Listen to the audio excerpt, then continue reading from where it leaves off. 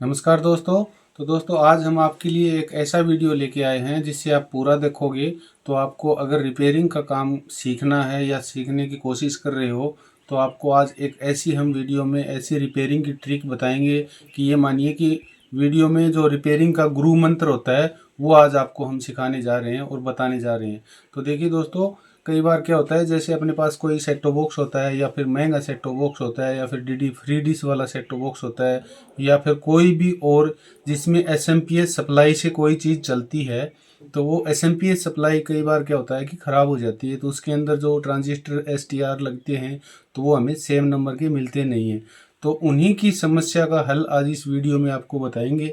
और STR module जो उस तरह से हम कैसे उसके अंदर इंस्टॉल करें जिससे सेम नंबर का आपको अगर ट्रांजिस्टर नहीं मिल रहा या फिर एसटीआर नहीं मिल रही या फिर आईसी बोलते हैं उसे, एसएमपीएस की आईसी बोलते हैं, वो भी नहीं मिल रही, तो उस सप्लाई को हम कैसे ठीक करें। क्योंकि देखिए, कई महंगे महंगे सेट टॉप बॉक्स भी आपके पास होते हैं कई भाइयों के पास, और वो जब उसकी सप्लाई ख़राब हो जाती है तो उसको हम कई दूर दूर भेजते हैं मैकेनिक के पास और हमें हज़ारों रुपए का खर्चा होता है। तो दोस्तों आज मैं आपको एक ऐसा वीडियो बताऊंगा। ये वीडियो हो सकता है कुछ लंबा हो जाए, लेकिन अगर आपने पूरा वीडियो देख लिया तो कोई भी एसएमपीएस सप्लाई का फॉल्ट आप 1 मिनट में मात्र दूर कर सकते हो, और वो भी मात्र 50 रुपये के अंदर। तो दोस्तों आपसे ये रिक्वेस्ट रहेगी कि वीडियो पूरा देखिए।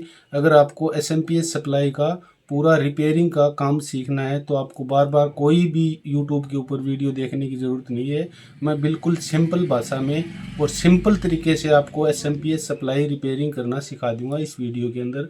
तो और आप इस वीडियो को देख के बिल्कुल आसानी से अपनी एसएमपीएस सप्लाई, चाहे वो एसएमपीएस सप्लाई किसी की भी हो, जैसे अपने मोबाइल चार्ज के अंदर भी एसएमपीएस सप्लाई काम करती है, लैपटॉप चार्ज के अंदर जो चार्जर होता है लैपटॉप का उसके अंदर भी एसएमपीएस सप्लाई होती है।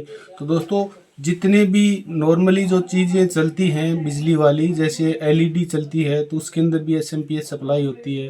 तो लगभग 99% आजकल जितने भी इलेक्ट्रॉनिक्स जो भी आइटम हैं उसके अंदर एसएमपीएस सप्लाई होती है। और जब वो ख़राब हो जाती है तो उसमें जो सेम नंबर की एसटीआर या ट्रांजिस्टर इस तरह का लगता है तो वो हमें देखने को नहीं मिलता। तो देखिए दोस्तों, जितने भी मेरे भाई हैं जो सेट टॉप बॉक्स के लिए यूज़ करते हैं या फिर अपने लैपटॉप के लिए या फिर एलईडी के लिए, आपके कोई भी उसमें एसएमपीएस सप्लाई का फॉल्ट आता है तो इस वीडियो को आप देख के और उसको 1 मिनट में दूर कर सकते हो आसानी से। तो वो मैं आपको पूरा तरीका आज आपको बताऊंगा। तो आप इस वीडियो को देख के और एसएमपीएस सप्लाई का फॉल्ट निकालना बिल्कुल आसानी से सीख जाओगे। आपको बार बार यूट्यूब के ऊपर किसी तरह की और अलग से वीडियो देखने की ज़रूरत नहीं है। मात्र एक वीडियो ये देखिए जिससे आप सेट टॉप बॉक्स की सप्लाई भी रिपेयर कर सकते हो, एलईडी की सप्लाई भी रिपेयर कर सकते हो, अपने लैपटॉप चार्जर की सप्लाई भी ठीक कर सकते हो, या अपने पास आजकल इतने महंगे महंगे फ़ोन आ रहे हैं और उनके साथ अलग अलग तरह के चार्जर आ रहे हैं, फास्ट चार्जर आ रहे हैं, तो उसके अंदर भी एसएमपीएस सप्लाई काम करती है। तो अगर वो चार्जर जैसे ख़राब हो जाता है तो वो चार्जर भी आप उस मेथड से ठीक कर सकते हो, वो भी मात्र 50 रुपये के अंदर। तो दोस्तों पूरा मैं आपको सिखाऊंगा। सबसे पहले तो मैं आपको अपने डीटीएच के अंदर जो सप्लाई लगती है अगर वो ख़राब हो जाती है तो उसके अंदर हम अपना जो 88 वाली जो एसएमपीएस सप्लाई होती है उसको हम रिपेयर करना आपको बताएंगे। जो कि आपको दिख रही होगी, इस तरह की सप्लाई होती है जो कि डीटीएच के अंदर लगती है, और इसके अंदर हम अपना, ये आपको दिख रहा होगा एक छोटा सा मॉड्यूल है मेरे पास 5 वायर का, इसको कैसे इसके अंदर इंस्टॉल करें तो वो सब आपको मैं दिखाऊंगा। तो सबसे पहले मैं आपको एक डायग्राम बना के दिखाता हूँ। उस डायग्राम से आप समझिए सबसे पहले कि सप्लाई कैसे काम करती है और ये 5 वायर का होता है, ये कैसे काम करता है। तो सबसे पहले एक बार हम आपको एक डायग्राम सिखाते हैं। तो देखिए, दोस्तों इसके अंदर 5 वायर देखने को मिलेंगे आपको, एक पीला, एक ब्लैक, एक रेड, एक वाइट और एक ग्रीन। तो हो सकता है ग्रीन की जगह कुछ कई बार ये जो अपना कलर कोड होता है ये चेंज हो जाता है, तो ये वायर अलग भी हो सकता है, तो आप इसको एक बार अलग रखें। तो इसमें जैसे मेरे पास ये 5 कलर हैं तो इन 5 कलर के बारे में आपको डायग्राम से समझाता हूँ। पहले तो आप एक बार डायग्राम देखिए। तो जैसे ये अपना मॉड्यूल है कोई, तो इसके ऊपर जो 5 वायर होती हैं वो किस तरह से काम करती हैं, तो देखिए 1 नंबर, 2 नंबर, 3 नंबर, 4 नंबर और ये 5 नंबर हो गया। तो सबसे पहले हम इसकी बात करें तो ये होता है स्टार्ट का पॉइंट, स्टार्ट करने के लिए ये पॉइंट कहाँ लगेगा, जो कि इस एसएमपीएस सप्लाई के अंदर आपको जो कैपेसिटर दिख रहा है, मैं आपको उल्टा करके दिखाऊं, ये कैपेसिटर यहाँ लगता है। तो इसके प्लस पॉइंट के अंदर, जहाँ इसमें प्लस होता है और एक माइनस होता है, तो इसके अंदर देखिए ये तो इसका है माइनस, ये, और ये होता है इसका प्लस, जो कि इस कैपेसिटर के ऊपर आपको स्पष्ट दिखाई भी दे रहा होगा। तो ये इसके प्लस पॉइंट के अंदर ये वायर लगेगा, जो कि यहाँ स्टार्ट के काम आता है। और दूसरा होता है इसका फीडबैक का, ये 2 नंबर है, ये होता है फीडबैक का। और ये फीडबैक कहाँ लगती है, ये लगेगी अपने जो एसएमपीएस सप्लाई के अंदर। आपको एक ऑप्टो कपलर दिखाई दे रहा होगा, ये वाला, ये छोटा सा होता है, ये फीडबैक का होता है, जो कि आगे जो वोल्टेज निकलते हैं यहाँ, ये प्राइमरी सेकेंडरी सेक्शन से और इस सेकेंडरी सेक्शन में जाते हैं, उसके वोल्टेज को ये सेटेबल करने के लिए होता है। तो इसकी जो ऑप्टो कपलर होता है, इसकी 4 नंबर पिन के ऊपर यहाँ लगेगा। तो ये हम यहाँ से देखें तो ये यहाँ लगेगा, जो होता है फीडबैक का। और ये लगभग सभी के अंदर वाइट कलर का ही आपको देखने को मिलेगा, ये वाइट कलर का होता है। इसके बाद में आता है 3 नंबर, जो कि 2 वोल्टेज से और 18 वोल्टेज इस तरह से मिलेगा आपको। तो ये कहाँ लगेगा, ये लगेगा जो अपने एसएमपीएस के अंदर सप्लाई के अंदर एक आपको डायोड देखने को मिलेगी छोटी सी, जो कि एसटीआर बोलते हैं या इसे आईसी बोलते हैं। तो इसके साथ में एक छोटा सा कैपेसिटर लगा हुआ होता है, जो कि इसकी प्लस रेट देता है, जो इसको प्लस देता है। इस अपने चॉपर बोलते हैं या इसको ट्रांसफार्मर बोलते हैं। तो इसको ये प्लस देता है, जब स्टार्ट करते हैं सप्लाई को, तो इसमें प्लस का काम ये करता है। तो इसके एक यहाँ डायोड के द्वारा आगे लाइट जाती है, तो इसके प्लस पॉइंट के ऊपर ये रेड वायर आपको लगाना है। तो यहाँ लगेगा, आपको मैं उल्टा करके दिखाऊँ तो ये देखिए, ये इसका प्लस पॉइंट है और ये इसका माइनस पॉइंट है। तो इसके ऊपर आपको प्लस की जगह ये लाल वायर लगा देना है। फिर आपको मिलेगा एक ब्लैक वायर। तो यहाँ से जो 4 नंबर है, ये हो गया इसका ब्लैक वायर। तो ये होता है GND, इसका मतलब है ग्राउंड, जो कि अपना मेन कैपेसिटर होता है। इसके ऊपर आप इसको, जो ग्राउंड है माइनस है, इसकी जगह आप इसको लगाना है। तो फिर बच गया अपना एक मेन वायर, जो कि पीले रंग का होता है। ये होता है इसका ड्रेन का, ड्रेन वायर। ड्रेन वायर इसमें सबसे मोस्ट होता है, क्योंकि ड्रेन वायर से ही अपनी पूरी एसएमपीएस सप्लाई ऑन होती है। तो ड्रेन वायर कहाँ लगता है, जो कि इसके अंदर जो मेन आईसी लगती है, आपको दिखाई दे रही होगी ये मेन आईसी। और ये कई में जैसे एसटीआर लगता है, टीवी के अंदर एसटीआर लगता है, या 1802 का मतलब एक ट्रांजिस्टर लगता है।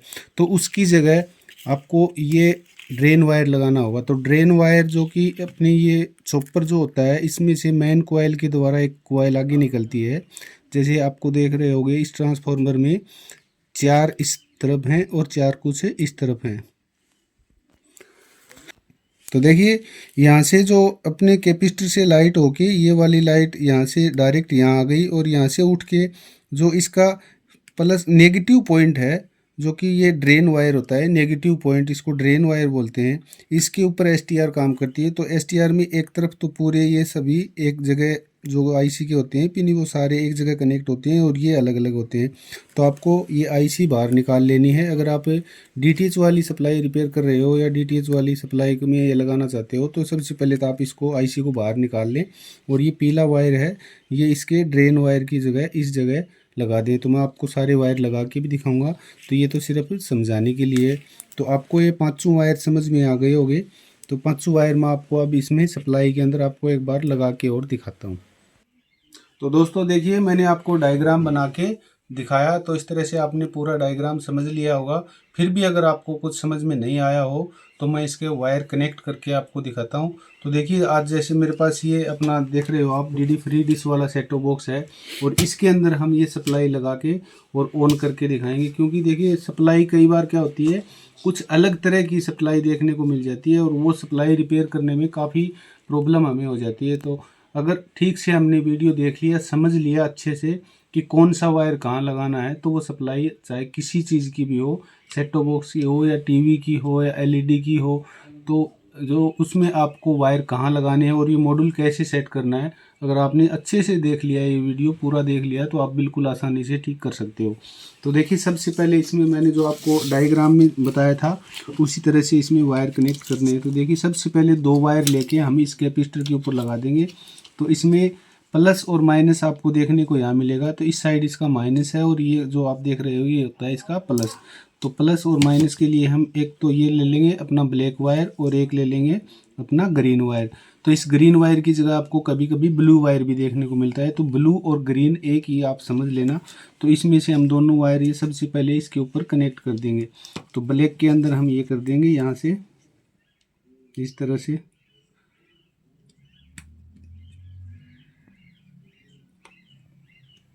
तो देखिए ये ब्लैक वायर हमने यहाँ लगा दिया, फिर ये ग्रीन वायर है इसके प्लस के अंदर लगा दिया। आप वीडियो अच्छे से देख लीजिए, जूम करके मैं आपको दिखाता हूँ कि ये वायर कहाँ कहाँ आपको कनेक्ट करने हैं।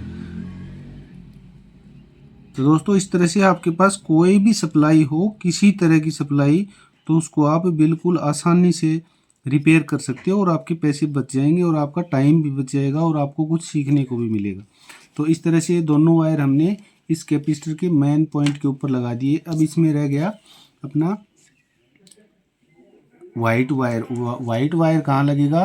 फीडबैक के लिए होता है, जो कि ऑप्टो कपलर के 4 नंबर पिन के ऊपर आपको लगाना है। तो जैसे इसमें ऑप्टो कपलर ये है और ऑप्टो कपलर के ऊपर आपको एक पिन यहाँ एक गोल बिंदी दिखाई दे रही होगी, तो वो होती है 1 नंबर, 2 नंबर, 3 नंबर और 4 नंबर। 4 नंबर पिन के ऊपर आपको इस साइड वाले के अंदर ये लगाना है। तो ये यहाँ लगेगा, जो कि वाइट वायर होता है। ये फीडबैक के लिए होता है, जो वोल्टेज स्टेबल करने का काम करता है ये वायर। इस तरह से ये हमने यहाँ लगा दिया। अब रह गया इसमें रेड वायर। तो रेड वायर आपको कहाँ लगाना है, मैंने आपको पहले बताया था, आपको शायद याद होगा, तो आप एक बार कमेंट करके ये भी बताएं कि रेड वायर कहाँ लगेगा। तो चलिए मैं बता देता हूँ। तो ये इसके जो कि यहाँ प्लस होती है, प्लस देता है इस चॉपर को, तो उसके प्लस के अंदर ये लगेगा, जो कि एक छोटा मतलब एक कैपेसिटर लगा होता है, जो कि 18 वोल्टेज का या 15 वोल्टेज का या 10 वोल्टेज का आपको देखने को मिलेगा, जो कि एक डायोड से आगे, जो एक डायोड दिखाई दे रही है इससे आगे मिलेगा। तो इसके प्लस के ऊपर ये लगेगा। तो इसका प्लस देखते हैं हम कौन सा है, ये माइनस है और ये वाला प्लस। तो ये वायर हमने यहाँ लगा दिया।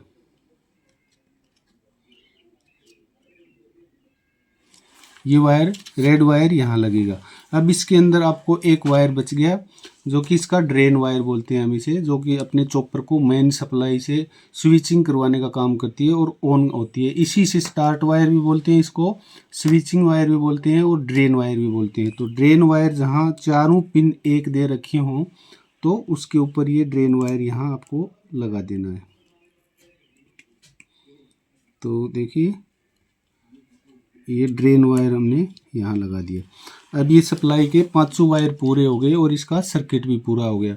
अब ये सप्लाई के अंदर जैसे मानो STR लगा हुआ है, या कोई इस सप्लाई के अंदर यहाँ कोई STR लगा हुआ है और वो हमें सेम नंबर का नहीं मिला, तो उसकी जगह हम इसको आसानी से लगा सकते हैं और इस सप्लाई को ऑन कर सकते हैं। तो ये 50 रुपये के अंदर आपकी कितनी भी महंगी सप्लाई हो, कितना भी महंगा आपका सेट टॉप बॉक्स हो, बिल्कुल आप उसे ऑन कर सकते हो। तो कई बार फॉल्ट आने से या लाइट का कम ज़्यादा होने से तो इस तरह की ये सप्लाइयाँ फॉल्ट हो जाती हैं, जो कि SMPS सप्लाई होती हैं।